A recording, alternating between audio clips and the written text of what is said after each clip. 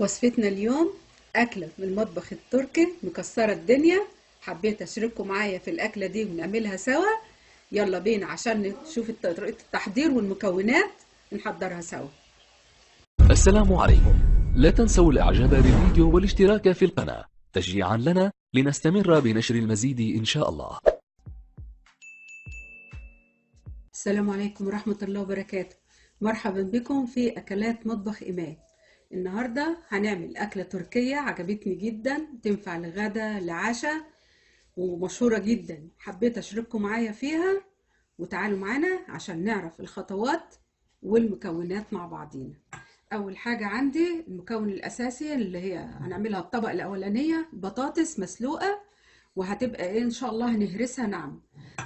وعندنا مثلثين جبنة، وعندنا ملح، وعندنا بهارات، وعندنا توم بودرة وفلفل اسود ومعلقة صلصة وطماطمايه كبيرة بشراها، وعندنا جبنة موتزاريلا وبصلة كبيرة مخرطاها، وعندنا حوالي 150 جرام لحمة وزيت زيتون. هنروح على طول على البوتاجاز نعمل الخطوة الأولانية مع بعضينا. هنحط حوالي 3 معالق كبار زيت زيتون، ونحط البصلة بتاعتنا هنحمرها وعليها الملح، ده ملح حمراي، ولما تتحمر هنكمل مع بعض الطبق. هنقول البطاطس بتاعتنا هنهرسها اثناء البصل بيتعمل يتحمر. هنهرس البطاطس كويس قوي وننعمها، وبعد كده هنضيف لها مكعبين الجبنه النستو.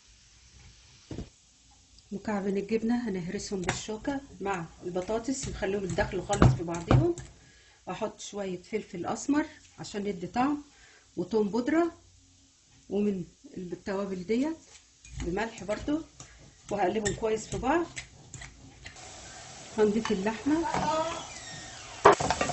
هنحط الفلفل والبهارات والثوم البودره،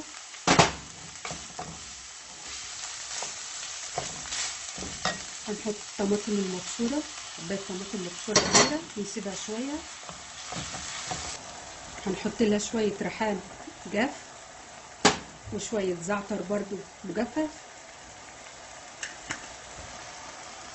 نحط معلقتين الصلصه الكبار ونقلبهم. دلوقتي عندنا الصلصه نشفت خالص. هدهن الصينيه بتاع الطاسه بتاعتنا اللي هنسوي فيها زبده، هدهنها كويس. وبعد كده البطاطس بتاعتنا هناخدها نفردها كده زي طبقه متساويه ونحاول نسويها كويس قوي. بعد ما عملنا الطبقه دي وسويناها في الطاسه هنحط اللحمه هنفردها عليها كلها.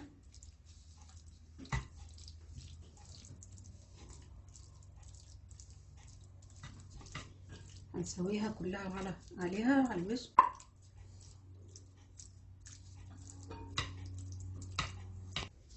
بعد ما سويناها هناخد الجبنه الموتزاريلا ونوزعها على الوش بالتساوي.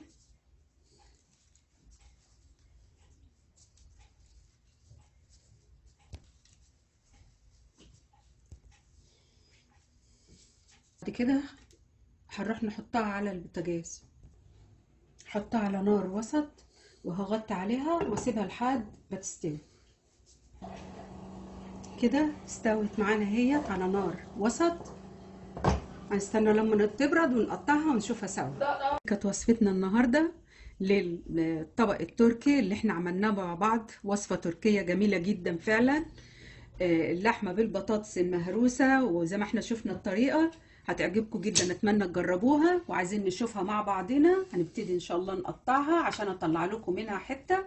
انا استنيت لما بردت شوية وهقطعها معاك اهوت. عايزين نشوفها مع بعضنا شكلها ايه. بسم الله الرحمن الرحيم. ريحتها جميلة جدا. بسم الله.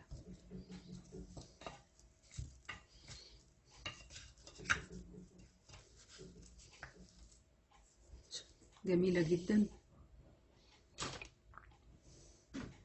اتمنى النهارده تكون الوصفه عجبتكم ونالت اعجابكم، واتمنى تجربوها وتقولوا لي في التعليقات. وما تنسونيش باللايك والشير وسبسكرايب وتدوسوا على زر الجرس يوصلكم كل جديد. اقول لكم سلام عليكم.